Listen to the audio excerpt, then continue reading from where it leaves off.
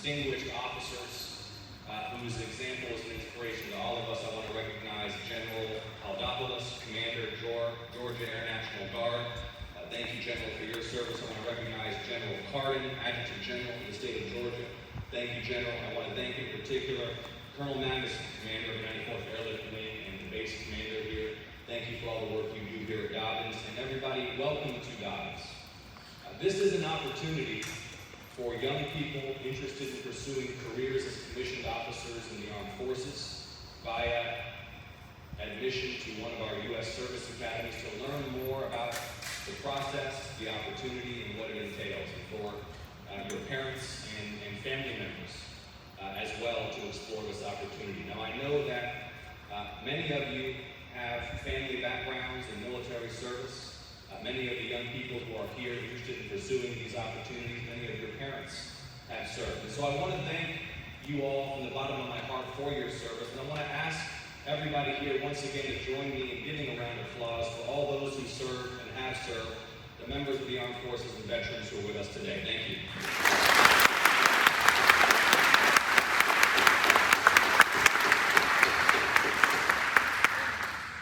Now, you will learn throughout the day in great detail what it takes to apply to become a nominee for admission to one of our service academies. But just to give you some of the introductory information that you're seeking, the process begins by applying to a member of Georgia's congressional delegation. So my office, Senator Warnock's office, or one of the United States representatives who represents you across the state, for us to consider whether to put forward your name as a nominee for admission to one of the service academies.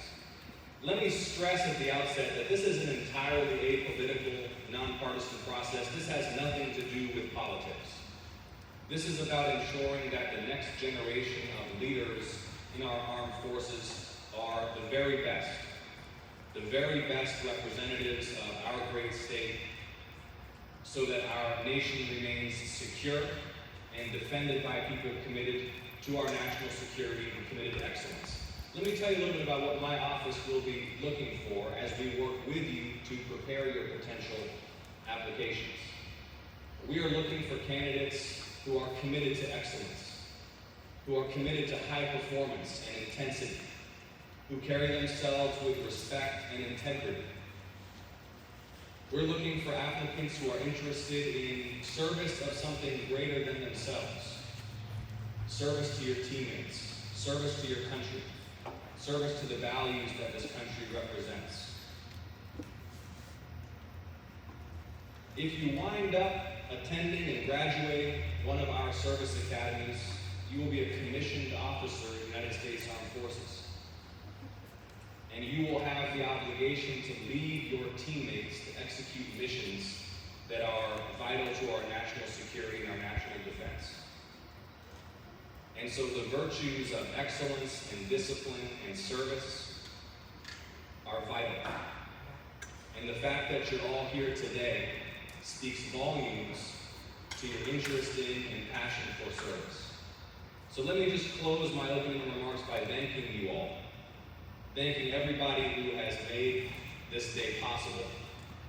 I think that the beautiful weather is a good omen for your applications. My team and I are here to help you. This isn't meant to be an intimidating process. Remember that I work for you. I'm your representative. So it's my job and my team's job to help you understand this process and to help to prepare you for success. I understand Congressman Johnson will be joining us shortly. The Congressman has indeed arrived. Please join me in welcoming the United States Representative for Georgia's 4th Congressional District, Hank Johnson.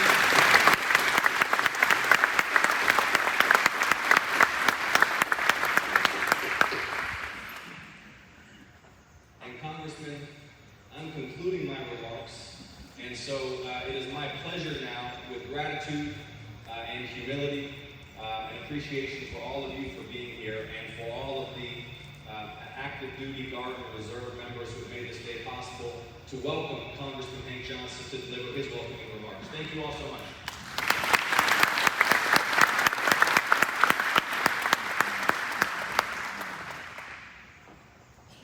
Good morning, everyone. I'm honored to stand with you today as we celebrate Academy Day 2022. It's been a while since we've all been in person in this way, so it's good to see everyone this morning. Welcome, and your dedication to our country's success and your interest, young men and women, in attending one of our military service academies inspires us.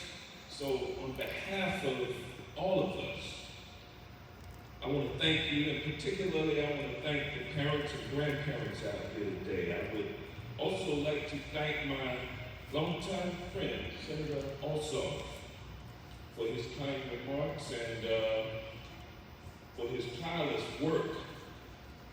I know his work firsthand when we both worked the House Armed Services Committee, and I've also seen his work ensuring that our active military and their families are not suffering from substandard housing.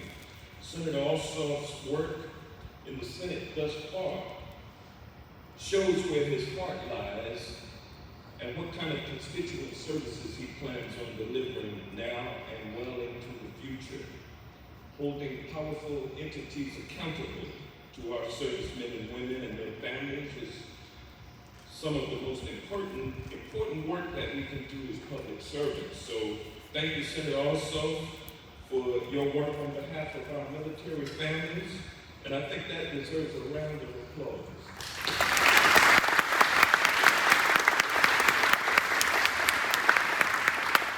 We look forward to more great things that come from your office.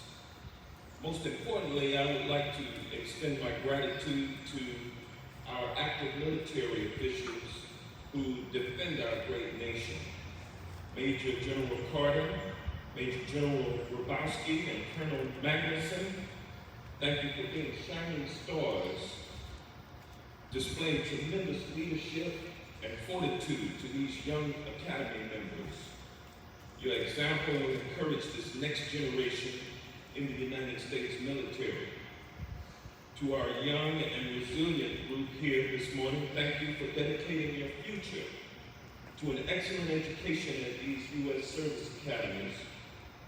Our distinguished institutions will test your dedication, service, morality, duty, discipline, and ambition, but I know all of you are prepared for the challenge. Whether you're headed to West Point or Kings Point, New London or Annapolis, or out to Colorado, your service is a valuable responsibility. Part of this responsibility is to lead regardless of the difficulty of the situation. This period in military history that we're in right now is complicated. Given the hellish war in Ukraine, caused by the disgraceful warmongering of a tyrant, Vladimir Putin, he's not the last that will emerge. Yet the institutions that you aspire to attend will forge you into men and women who can trust your instincts and intuition, because that is what a strong leader does.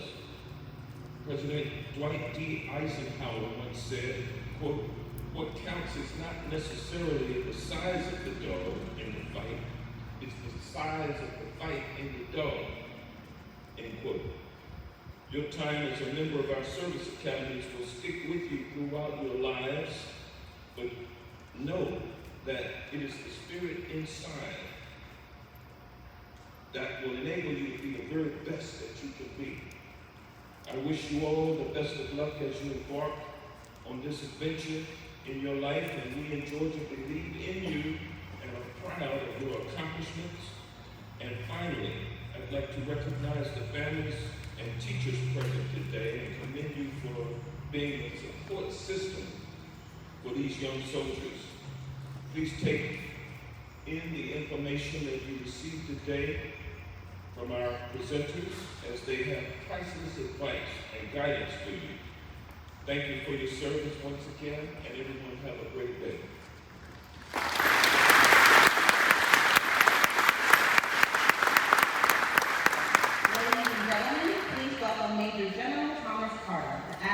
General of Georgia.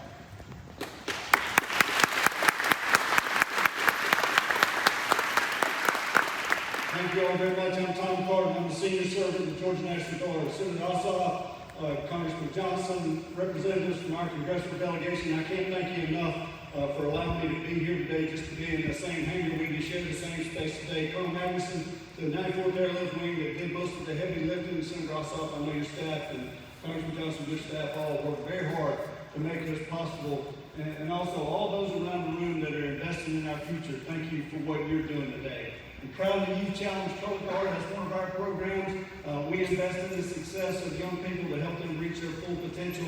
And to the National Anthem Singer, what a great job, man. It just kind of fires me up to be in uniform and to be here today. So I know there's some proud parents in the room. I'm proud of you.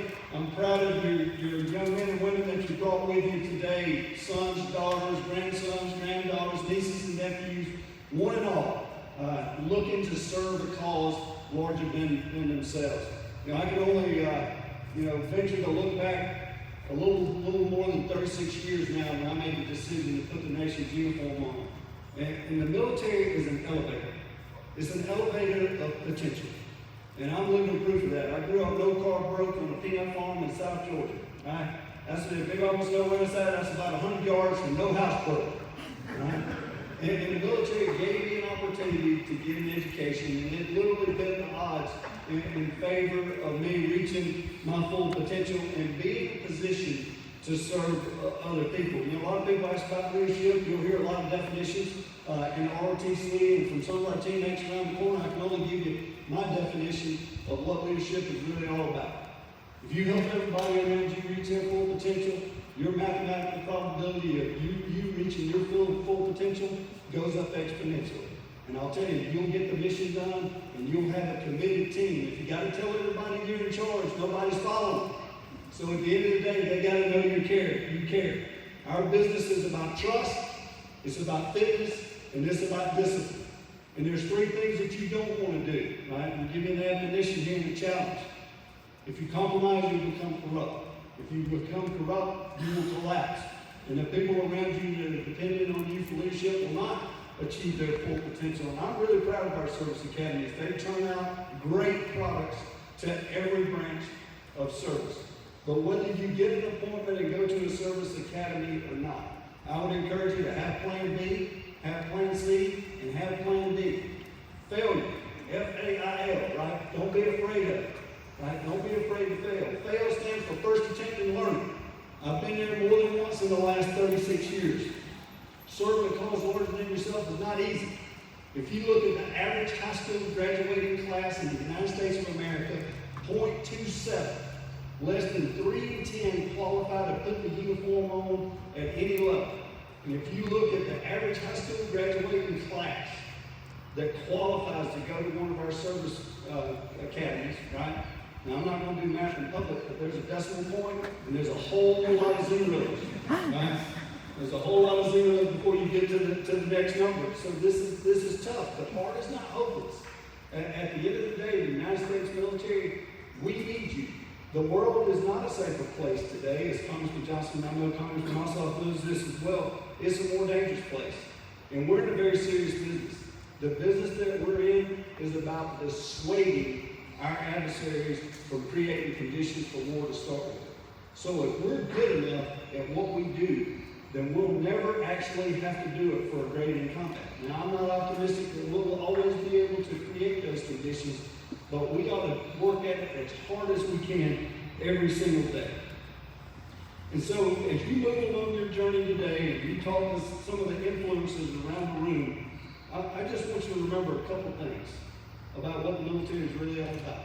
We have a shared purpose, and that shared purpose is to create the conditions for every one of you and every American to live in peace, to be able to raise their family, and to be able to live the American dream. So that is a shared purpose. And we run on a set of shared values. And whatever victory we all achieve together is going to be a shared victory for all Americans. So thank you for your contribution. Thank you for your interest. Thank you for your commitment. I couldn't be more honored to be here with you today, and I think I'll be followed by Brigadier General Haldopoulos. Air Force Academy graduate, so you're going to get to talk to somebody that's actually on the journey. Thank you. Ladies and gentlemen, please welcome Brigadier General Manning Ossoff, Chief of Staff of the Georgia Air National Guard. Good morning, everyone. I know exactly where you're at. This is all the young men and women out there that have a focus. I wore your shoes. I felt your sentiments. I had your focus. Early one morning in May 1986, after I was eating my breakfast, my dad asked that I go and meet him after my soccer match at a gym at a local high school to hear our local congressman speak. And I told him, Dad, after the match, I got to get ready for our senior prom. I got to pick up Holly. I don't see how I'm going to make it. He says, you got to go. It's good for you to understand the hard work our congressmen are doing for our constituents in the area. So I agreed. Went to my match, changed, went into that gym, and I heard all about budgets. I heard about issues that were pretty hard and intense in the southwest Atlanta area. And at the end, Congressman Newt Gingrich stood up and said, you got to do one of his favorite things, and that was point someone to the Air Force Academy. And he said my name, I couldn't believe it. I thought late in the year, in May, I was graduating less than 3 years later. I had no chance. It was one of the happiest days of my life. And I remember that day forever. We serve for different reasons. Our oath, sworn to support and defend the Constitution, is spoken exactly the same by each of us that raise our right hand. But the personal reasons to do so are varied and are as diverse as the incredible men and women of this nation that protect our freedom. For me, it was being the first in our family to serve. My parents, less than 2 decades before that announcement by Congressman Gingrich, came to the United States with less than $20 and just about as many words of English. Maverick, Ice, and Goose were other reasons. They made a very compelling argument in 1986 that flying high-performance airplanes was a cool way of life. I'm wearing this flight suit so you can point out, if you have any intent to fly, please afterwards come and talk to me. I'm the guy in the flight suit. Now, for many others, it may be a desire to see the world, learn a trade, find a purpose in your lives. But no matter which service you swear your allegiance under, the one thing you can count on is that those standing by you, whether on the battlefield or off, will always be by your side. And that the organization you serve has had and will always have a culture of absolute integrity. You will never find anywhere else where those same consistent qualities exist. I'm here to tell you, entering that culture and meeting those kinds of people right out of high school, in Colorado Springs, Kings Point, West Point, Annapolis, New London, it's a magical opportunity to live and study in your formative years alongside like-minded and heart-charging cadets, midship and merchant marines. It's an incredible experience and one I've always personally been very proud of.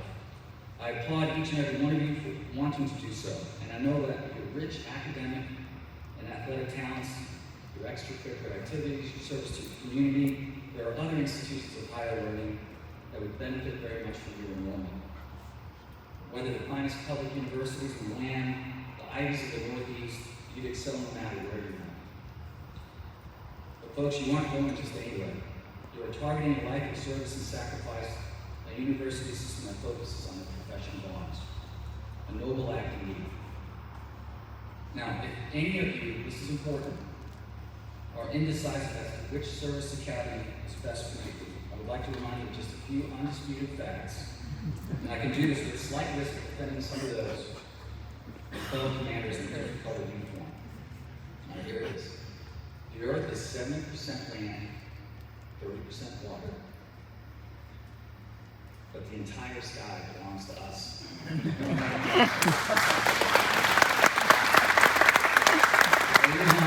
Go Falcons, and God bless all.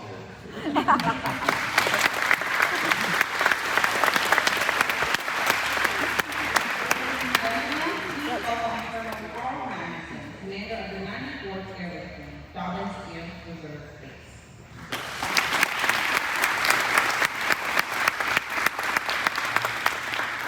Morning, everybody. How am I supposed to follow this? Senator Ossoff, Congressman Johnson, Major General Cardin, Brigadier General Head Office, students, parents, ladies and gentlemen, welcome to Dobbins Air Reserve Base. I'm Carl Magnuson, I'm the base commander, and I'm the commander of the 94th Airlift Wing, which means that beautiful piece of equipment belongs to us, and therefore it belongs to you. I welcome you and applaud your interest in your academic futures and your commitment to our great nation. For those of you who have not been here before, let me take a moment to talk about the why of Dobbins. I'm going to start with the what. First, the what.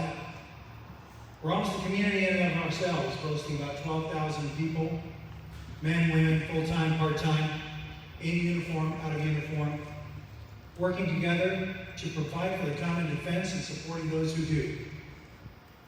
In that respect, we're very much like any other military base, part of a larger whole. No one base protects a nation. No one service protects our nation's shores. Only together do people of all walks of life bring peace and set conditions for prosperity to occur in our society and in our communities. Diversity makes our military strong. Diversity makes our society strong. Diversity of thought makes my command strong. And it's not limited to the 94th. At Dobbins, we train airmen, soldiers, sailors, Marines. They're all here and they all share the same need. And here we begin to touch on the why, including why you are here. They need vision, they need innovation, and they need leaders of great character and technical competence who can successfully bring a team together. Does that sound like anybody you know? I hope so, because that's the kind of people we need. In reflecting on the comments of my esteemed colleagues, I want to focus for a moment on Major General Carter's remarks. First of all, I followed him a number of times, and I learned something new every single time. Second, I'm reminded that he, among the group, has done things in his career that I could not dream of doing. Vainly, I like to think that I've done some things that might impress him. Or not. But only together can our efforts be fully effective, and only then, when sprinkled with our maritime, marine, and Space Force counterparts, can we become a team, as we're a brotherhood and a sisterhood, whose membership we recognize at a glance, in that we are unique, because you can judge us by the clothes we wear, and I wouldn't have it any other way. To the parents assembled, I too am a parent. I have an 18-year-old daughter, and I worry every day if I've done enough, if I have prepared her for adulthood. Well, I come to work, and I have over 1,800 men and women in my command, and I'm pleased to say that in most cases, ladies and gentlemen, their parents did a great job, and you and I aren't that much different. At most, the armed forces in general and the service academies in particular will provide some training and maybe some detail work. But what they're great at is teaching the why. Whatever spark brought you here will be fanned into a 3-alarm flame. For your son, for your daughter, the promise is adventure. And for you, the promise is pride. For me, it's been a lesson in perspective. Been all over the world, stopped counting at about 45 countries, been to both poles, and with experience, I'm convinced more than ever that I am merely part of something much, much larger than myself. And it is not something that I can teach. It is something that I can only share. And that remains my passion. So to the Service Academy hopefuls, I say to you, I once stood in your shoes, and I heard many similar remarks coming from veterans and senior leaders, many of whom were only 15 or so years removed from direct combat operations in Southeast Asia. Little did any of us know at the time that this generation would be shaped and tempered by very different conflict, including but not limited to Southwest Asia. I do not pretend to know what the next generation will face. I can only say that we will prepare them better than we were prepared, and we were prepared better than any armed force in the history of the world. Once we have trained them, we will pass the torch, and we will let them lead. My hope for you is that someday you will take the torch. As you go forth to the various service academies, or even if your path lies elsewhere, do not settle for management. Do not simply lead. I challenge you to be the person of mind and spirit that others will gladly follow. Best of luck, welcome to Dobbins, and have a great Academy Day.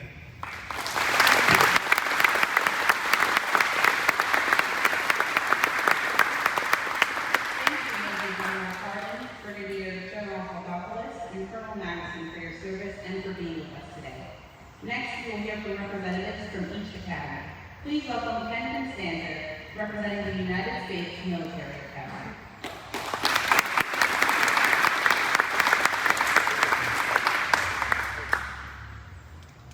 Good morning. I'm Ken Constanza. I'm the state coordinator for admissions for West Point in Georgia. I'm a 1980 graduate, first class of women at West Point. And although I am an old guy, I've still been told I've only got 5 minutes up here, and I'm going to talk and read it off my iPhone. So if it's a little slow here, I apologize. I first want to thank Senator Ossoff for hosting us today. I also want to thank Senator Warnock and the 14 congressional representative officers for supporting us this year and so many years in the past for myself and my colleagues today. I'm going to be a little unorthodox and not so much talk about West Point, because most of the folks who are seniors probably and are interested in West Point know a lot about it. Those rising folks into the other grades will learn more about it over the next couple of years. I want to start off, if I could. Again, I've only got 5 minutes. So I want to start off with a quiz here. I'm going to mention 3 numbers: 100,000, 180,000, and 240,000. I want to see a show of, let's do applause. How many people think an education is at a U.S. Service Academy is worth 100,000? 180,000. 1. 240,000. That's the right. For 240,000, I've got 5 minutes to talk to you. That's 300 seconds if my math is right. So think of this as, those of you going to an academy, you're going to earn about $800 a second if you get an academy education. So it's well worth the time. You'll probably never earn more than that today in your life. All 5 academies offer an outstanding education, unsurpassed, both in leadership, both in the academic end of it, both in the experience end of it. And that's why we say the education is worth $250,000, but the experience is worth over $250,000. The experience is worth over $400,000. Between the training that you have on ships, and aircraft, in the field, I myself personally destroyed a transmission of a tank that was probably about $40,000. But you'll learn these things as you go through the military. What we did, my counterparts and I decided, because we had limited time up here, we would try to take some common areas and share them with you so we're not redundant, and know that about 80% of the process that you will go through for all the academies is very similar. And what I chose to talk about was DODMER, which is Department of Defense Medical Evaluation and Review Board. And we just want to make it clear that you understand what it is. I'm only going to spend about 20 seconds on this. But the board will tell you to take the physical. You will go to either a military installation or a local physician, get a physical, and if you pass it, it just flies through the academy. If there's a problem with it, you could have a remedial or you may be disqualified. It is up to the academy, depending on how competitive you are and how far along your file is. So you might be the smartest person competing in the state, but if your file's not complete, the academy doesn't know that. The academy has the choice to request a waiver for you or not. So the lesson there is, if you start early, if you file your paperwork properly, and you do have a disqualification for some reason, the academy could request a waiver for you. If they don't request a waiver, you won't move forward. You can take it again the next year, but that year is finished for you. So my advice on DODMERs is take your physical early, respond as they tell you to respond, and make sure that your file at the academy is complete as much as possible.